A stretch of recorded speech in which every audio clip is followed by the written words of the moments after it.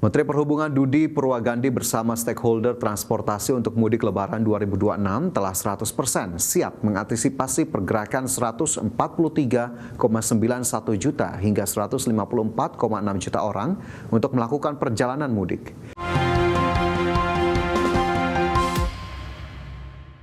Kembali bersama kami di Prime Market Highlights. Pemirsa, Kementerian Perhubungan telah menyiapkan berbagai upaya kesiapan mengantisipasi lonjakan angkutan Lebaran 2026, baik secara infrastruktur maupun transportasi. Menteri Perhubungan Budi Purwagandi bersama stakeholder transportasi untuk mudik Lebaran 2026 telah 100% siap mengantisipasi pergerakan 143,91 juta hingga 154,6 juta orang untuk melakukan perjalanan mudik. Fokus utama adalah keselamatan, kenyamanan, dan kelancaran dengan strategi kesiapan sarana dan prasarana transportasi darat, laut, udara, dan penyeberangan, pemeriksaan kelaikan moda transportasi, pemberlakuan stimulus ekonomi melalui pemberian diskon tarif tiket pesawat, kapal laut, kereta api, dan penyeberangan. Sementara itu, untuk memperlancar lalu lintas menuju pelabuhan penyeberangan, pemerintah telah menyiapkan skema buffer zone secara berlapis di Pelabuhan Merak.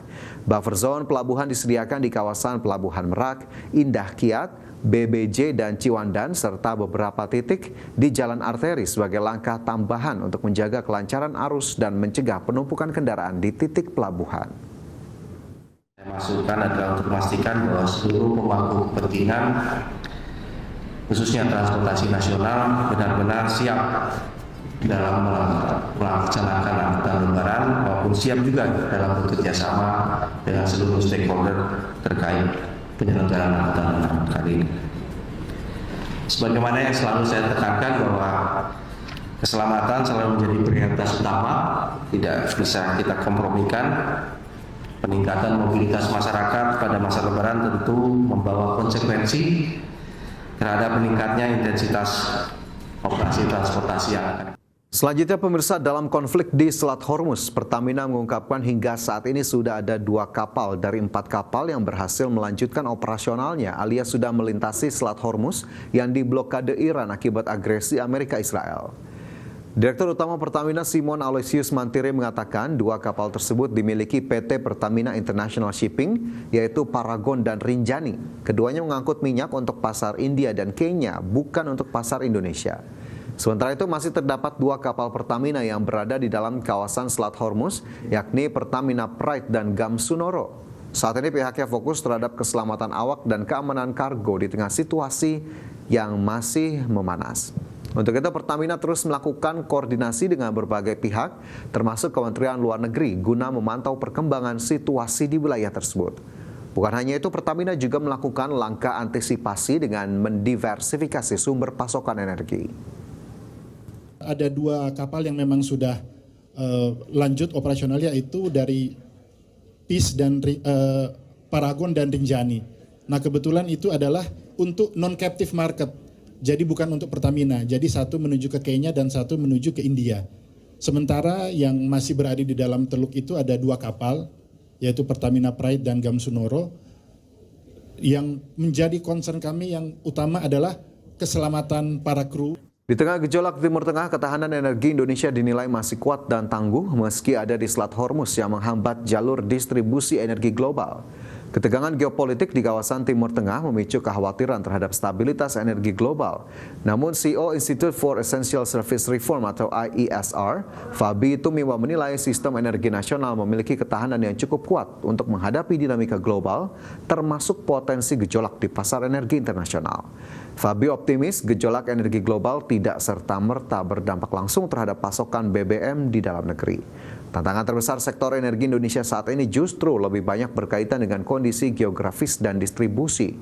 Pemerintah harus pastikan pasokan tetap tersedia di berbagai wilayah, termasuk pada periode lonjakan konsumsi seperti momen Lebaran.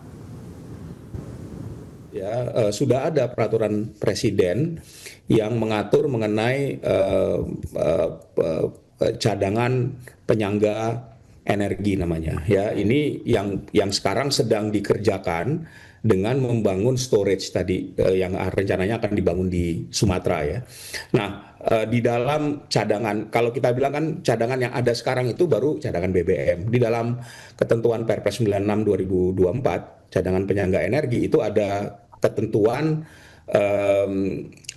untuk minyak, ya, bensin, kemudian minyak bumi juga, dan kemudian LPG. Jadi 3 jenis energi itu yang kemudian diatur. Jadi kalau saya ingin menyatakan bahwa yang cadangan ini baru cadangan minyak, tapi kita juga, ya, kilang-kilang kita. Anda kembali bersama kami dalam Prime Market Highlights. Pemirsa, pemerintah Iran mengingatkan komunitas internasional dan pihak-pihak terkait untuk memenuhi tuntutan mendasar Iran guna pengakhiran perang. Presiden Iran Masoud Pezeshkian menegaskan pada dasarnya Iran tidak mencari konflik dengan negara-negara di Timur Tengah. Presiden Iran Masoud Pezeshkian menyatakan bahwa ketegangan dengan Amerika Serikat dan Israel hanya dapat berakhir jika sejumlah tuntutan mendasar Teheran dipenuhi oleh komunitas internasional dan pihak-pihak terkait. Dalam pernyataan yang disampaikan melalui platform media sosial X, Pezeshkian menegaskan bahwa satu-satunya jalan untuk menghentikan perang adalah pengakuan terhadap hak-hak Iran, pembayaran kompensasi serta adanya jaminan internasional yang tegas guna mencegah agresi serupa di masa depan. Pezeshkian menekankan bahwa Iran pada dasarnya tetap berkomitmen untuk menjaga perdamaian di kawasan. Pezeshkian menyatakan hal ini dalam pembicaraan telepon dengan Perdana Menteri Pakistan Shehbaz Sharif. Dalam pembicaraan itu, Pezeshkian menegaskan bahwa Iran tidak mencari konflik dengan negara-negara tetangga di kawasan Timur Tengah dan sekitarnya. Lebih lanjut, Pezeshkian memperingatkan dunia internasional akan dampak dari pengabaian terhadap akar penyebab konflik ini. Ia menyatakan bahwa jika komunitas internasional gagal menangani penyebab perang yang dipaksakan dan agresi militer terhadap Iran, maka stabilitas keamanan global akan menjadi tidak stabil. Berbagi sumber, IDX Channel. Pemerintah Lebanon dikabarkan akan membuka dialog dengan Israel untuk mencari penyelesaian konflik. Presiden Lebanon Joseph Aoun mengatakan dialog dilakukan agar Israel berhenti menyerang negaranya untuk menyasar kelompok milisi Hizbullah. Dalam pernyataannya, Aoun mengatakan Hizbullah telah mengkhianati Lebanon karena memicu perang dengan Israel. Oleh karena itu, Aoun akan mengerahkan pasukan militer Lebanon untuk melucuti senjata Hizbullah agar mereka berhenti melakukan serangan balasan ke Israel sehingga perang bisa segera berakhir. Israel sendiri mulai menyerang Hizbullah di Lebanon sejak pekan lalu karena milisi tersebut membantu Iran untuk berperang melawan Israel dan Amerika Serikat. Sayangnya serangan-serangan Israel yang ditujukan ke Hizbullah justru juga berdampak buruk bagi warga Lebanon. Sebab serangan militer Israel kerap menyasar warga Lebanon sehingga korban tewas terus berjatuhan.